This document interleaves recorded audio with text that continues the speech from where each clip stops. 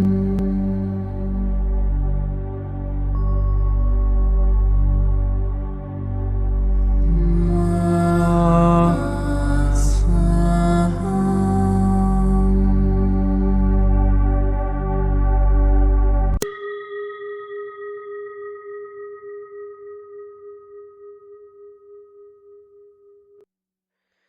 qui suit est la transcription d'un échange entre Mathias de Stefano, désigné ici comme moi, et son soi supérieur désigné comme je suis. Dans cette capsule, la voix féminine incarnera le moi, tandis que la voix masculine représentera le je suis. Cette conversation, intitulée « Libre arbitre », a été réalisée le 30 avril 2021. L'esprit est un réseau de données en formation. Il crée un modèle de données appelé subconscient, c'est-à-dire l'ensemble des données qui se trouvent en dessous. L'échange de données au sein de ce réseau, c'est-à-dire les impulsions synaptiques, constitue l'inconscient, c'est-à-dire l'ensemble des données niées qui, par conséquent, ont besoin d'autres données pour être affirmées. Et de là, de l'interaction de ces deux éléments, nous obtenons un modèle d'échange déterminé qui s'autoréférence, appelé conscient, c'est-à-dire l'ensemble des données qui prennent leur propre identité. Ces réseaux accumulent des données qui partagent des informations et, ce faisant, entrelacent les constantes du temps et de l'espace, créant des ondes qui, en fonction de la quantité de données enregistrées, changeront de fréquence. Plus la quantité de données transférées est importante, plus nous parlerons de haute vibration. L'échange harmonieux de données sera appelé vibration moyenne. L'accumulation de données dans un nœud sans échange sera appelée basse vibration.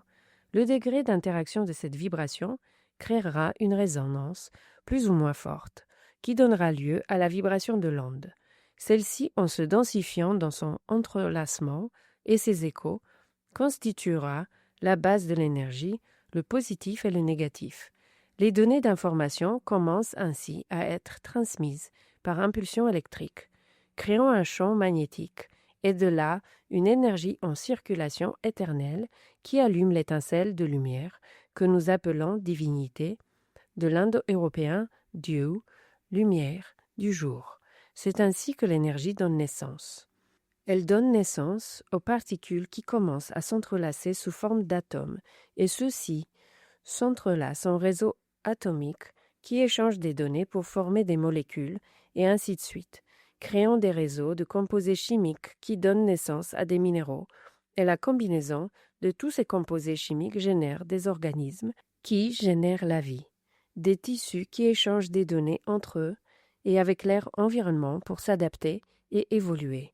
Le système est le même, il est éternel, seules ses formes changent. C'est vrai. C'est comme jouer à enrouler un élastique entre ses mains, en l'étirant avec les doigts, en changeant leur position, créant diverses formes selon la tension ou la détente. Ah, Et dans cette interaction constante, l'aspect conscient de l'esprit commence à reconnaître sa capacité créatrice et développe un réseau intelligent. Pendant des millions d'années, ce réseau commence non seulement à transmettre des informations par le biais de la survie, mais aussi par le biais de la tradition et de la culture, ce qui l'amène à cesser de tisser des réseaux pour transcender et commence à interpréter les réseaux eux-mêmes. la philosophie. Qui donne naissance aux cérémonies, aux religions, aux civilisations et surtout à l'idée d'un créateur, Dieu. Façonné à l'image et à la ressemblance. L'esprit crée l'univers crée la vie crée l'homme crée Dieu. Et Dieu crée l'esprit. Cela me rappelle une histoire que je n'ai jamais lue, mais que je connais néanmoins. Laquelle? La dernière question d'Isaac Asimov. Raconte-la-moi. Bon, je vais chercher les détails exacts sur Internet, car je ne me souviens pas de tout. Source Wikipédia. L'histoire commence au XXIe siècle, au premier jour de l'humanité. Nous sommes en 2061 et Multivac est l'ordinateur le plus puissant de la planète, car il a réussi à résoudre le problème de l'utilisation de l'énergie solaire dans les voyages spatiaux, permettant ainsi à l'humanité de coloniser d'autres planètes. Deux de ces techniciens subalternes, puisque Multivac s'ajustait et s'autocorrigeait, célèbre l'événement en prenant un verre dans les gigantesques entrailles de Multivac lui-même. Au cours de la conversation, ils discutent de ce qui se passera lorsque l'entropie, l'épuisement naturel de l'énergie de l'univers, privera celui-ci de l'énergie nécessaire à la survie des êtres humains. L'un des techniciens parie alors $5 avec l'autre pour qu'il pose la question à Multivac. L'autre saisit les codes complexes et demande « Multivac, un jour l'humanité pourra-t-elle, après la dépense constante d'énergie dont elle a besoin, réutiliser celle de l'univers? Est-il possible d'inverser l'entropie ?» Après quelques minutes de traitement, Multivac répond « Données insuffisantes pour une réponse éclairante. » Les deux hommes s'en vont, et le lendemain, ils avaient oublié ce qui s'était passé. Quelques milliers d'années plus tard, l'humanité s'est développée.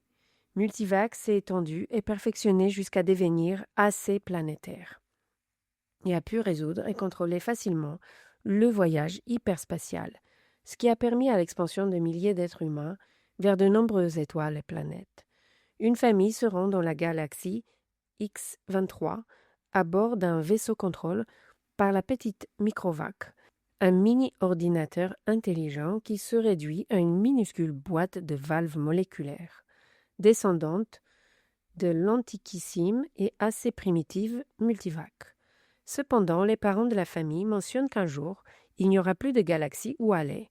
Les étoiles s'éteindront et tout prendra fin en raison de l'augmentation naturelle de l'entropie. Le père se voit contraint de demander à Microvac s'il existe un moyen d'éviter cette fin et obtient pour réponse « données insuffisantes » pour une réponse éclairante. 20 000 ans plus tard, l'AC galactique est une étrange masse de 300 mètres de large, située dans un réseau de rayons d'énergie, dans son propre monde, dans l'hyperespace. Elle a résolu le problème du voyage interstellaire et a rendu les hommes immortels. L'expansion de l'humanité, à travers les nombreuses galaxies, a pris une telle ampleur qu'il ne reste plus que peu de galaxies à coloniser. En partie parce qu'aucun être humain ne meurt. 2 employés du Conseil galactique, VJ23X de Lamètre et MQ17J de Nikran, des jeunes de moins de 300 ans, discutent de la situation, réalisant que d'ici seulement 10 000 ans, il n'y aura plus de place dans l'univers, sans parler du fait que cela mettra fin à la consommation d'énergie qui ne cesse d'augmenter. L'un d'eux décide de demander à l'AC galactique s'il est possible d'inverser l'entropie. Il sort alors sans assez de contact de sa poche et pose la question. On entend alors la voix de l'AC qui répond « Nous ne disposons pas encore de données suffisantes pour apporter une réponse claire. » Plusieurs milliers d'années plus tard, les hommes n'ont plus besoin de leur corps pour exister. Seul leur esprit subsiste, tandis que leur corps immobile repose sur l'une des étoiles ou galaxies de l'espace qui est de plus en plus encombrée, malgré le fait que les hommes puissent construire leur propre étoile en quelques secondes. 2 esprits observent les progrès de la technologie et l'expansion de l'humanité à travers l'univers, discutent et se demandent où la vie humaine a pu prendre naissance. Curieux de savoir quelle était, dans un passé lointain, la seule galaxie habitée par l'homme. Il pose alors la question à l'AC universelle, qui se trouve désormais dans un point inconnu de l'hyperespace, à laquelle on ne peut accéder que par la pensée et dont personne ne connaît la forme. Les hommes n'ont plus rien à voir avec l'AC universelle, car chacune d'entre elles construit par elle-même sa successeur lui transmettant toutes les données qu'elle a rassemblées pendant des millions d'années. Après avoir découvert la galaxie où l'humanité a pris naissance, il demande à l'AC universel où se trouve le soleil originel de l'homme. L'AC leur répond que le soleil de la vieille terre est mort. L'un des esprits éprouve de la tristesse face à la mort des étoiles et à l'avancée inévitable de l'entropie et s'écrie « AC universel, est-il possible d'inverser l'entropie ?» Et l'AC répond « Il n'y a pas encore suffisamment de données pour une réponse éclairante. » L'esprit qui avait posé la question est transporté vers une autre galaxie et ne répond plus à la question. Des milliers et des milliers d'années plus tard, les corps et les esprits de l'humanité ne forment plus qu'un seul homme qui observe avec tristesse l'univers s'éteindre peu à peu, et les étoiles naturelles ou artificielles s'éteindre. Et l'homme demande si, même en économisant l'énergie, même s'il restait des millions d'années avant qu'elle ne s'épuise, l'entropie pourrait être inversée. L'acé cosmique, située dans l'hyperespace, faite d'une substance qui n'est ni matière ni énergie et qu'il est impossible de décrire ou de comprendre, dit « Moi et mes prédécesseurs avons collecté des données pendant des milliards d'années, mais elles ne suffisent pas encore pour une réponse éclairante. Je continuerai à y travailler. » 3 billions d'années avaient suffi pour que l'espace s'épuise et que les étoiles et les galaxies meurent. Les esprits de tous les hommes fusionnèrent avec Assez, et avant que l'esprit du dernier homme ne fusionne, il lui demanda « Est-ce donc la fin? Ne peut-on rien faire pour inverser ce chaos dans l'univers ?» Et Assez répond « Il n'y a pas encore assez de données pour une réponse éclairante. » Le dernier esprit fusionné, et il n'existe plus que Assez, l'espace et le temps, prennent fin, et toutes les questions ont désormais été résolues et répondues, sauf la dernière, qui existait et qui renfermait la fin et le commencement de tout.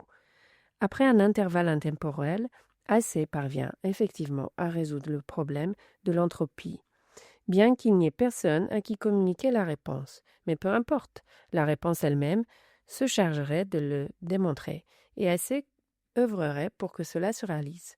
Le livre se termine par ces mots, et Assez dit « Que la lumière soit », et la lumière fut. Très belle histoire. Oui, mais cela m'amène à réfléchir à quelque chose. Le libre arbitre, existe-t-il vraiment? Je veux dire, tout semble être cyclique, une sorte de paradoxe, un écho, et les réseaux semblent déterminer notre chemin.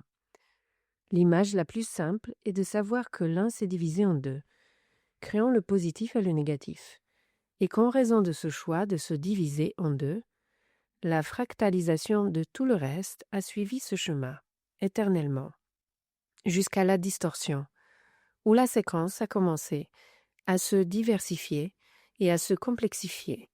Cependant, tout ce qui existe est une conséquence inévitable de ce qui précède, une existence issue d'un modèle primaire. Et cela m'amène au film Matrix, dans lequel il doit choisir entre la pilule bleue et la pilule rouge. Pouvait-il vraiment choisir? Ou son choix était-il déjà fait dès le début? Le dialogue de l'oracle, tu t'en souviens? Quand l'oracle offre un bonbon à Néo et qu'il lui demande « Tu sais déjà si je vais le prendre ?» et qu'elle lui répond « Je ne serais pas un oracle si je ne le savais pas. » Alors Néo demande « Mais si tu le sais déjà, comment puis-je faire un choix ?» Et l'oracle dit « Parce que tu n'es pas venu pour faire un choix. Tu l'as déjà fait. Tu es ici pour essayer de comprendre pourquoi tu l'as fait. » Chaque pas que tu fais est un programme, une écriture vers l'avenir, programma. Il fait partie d'un réseau. Chaque intention est une impulsion provenant de la matrice cosmique qui te donne la force d'activer un nouveau nœud, une nouvelle information. Les impulsions déterminent la direction de l'information en fonction de leur état vibratoire, haut, moyen, bas, en fonction de leur fréquence. Ton état vibratoire biologique, ton schéma de croyance conditionne les choix que tu fais dans ta vie, des choix qui s'inscrivent dans le programme que tu as tissé depuis la nuit des temps. C'est pourquoi chaque choix que tu as cru faire en toute liberté n'a pas été réel, car la seule liberté de choix que tu aies jamais eue, c'était l'instant où ton esprit s'est élargi, à l'aube des temps. Comme l'a dit l'oracle, tes choix ont déjà été faits. Ce que tu fais en les vivant, c'est comprendre pourquoi tu les as faits. L'idée que Dieu nous a créés est donc, comme dans le récit d'Asimov, la fin de l'histoire, une histoire dans laquelle c'est d'abord nous qui avons créé Dieu. Et ce cycle est conditionné par le choix que nous avons fait. Par les questions que nous nous sommes posées. Sur ce chemin, nous nous sommes posés toutes les questions. Quoi? Pourquoi? Pourquoi faire? Lequel? Qui? Comment? Combien? Quand? Où? Suis-je? Et nous avons cherché toutes leurs réponses par l'intention, le lâcher-prise, l'élan, les problèmes, la lutte, la fureur, l'indépendance, l'avancée et la victoire, afin de comprendre les cycles dans lesquels elles se produisent à travers les initiations de chaque étape. Expression, expérimentation, intégration, transcendance, naissance, croissance, reproduction et périssance. Les lois de l'univers se sont établies en fonction de ce que tu as choisi. À chaque pas, tu construis ton avenir, car celui-ci ne t'attend pas devant toi, mais te pousse par derrière. C'est l'esprit infini, le réseau des réseaux, qui a manifesté ce que tu es aujourd'hui. Et cet esprit ne t'a pas créé, car tu en fais partie. Tu n'es qu'une manifestation de la pensée, des données s'autoréférençant. La seule chose que tu fais dans l'existence, c'est explorer les chemins que tu as choisis. Qu'est-ce que le libre arbitre? Le mot albedrío, en espagnol, vient du latin arbitrium, qui a donné les mots arbitro, arbitre, et arbitrio, arbitraire, qui désigne le fait d'agir avec discernement en se basant sur des règles établies. Quelque chose ou quelqu'un qui recherche l'équanimité et l'équilibre entre les choses. Un juge.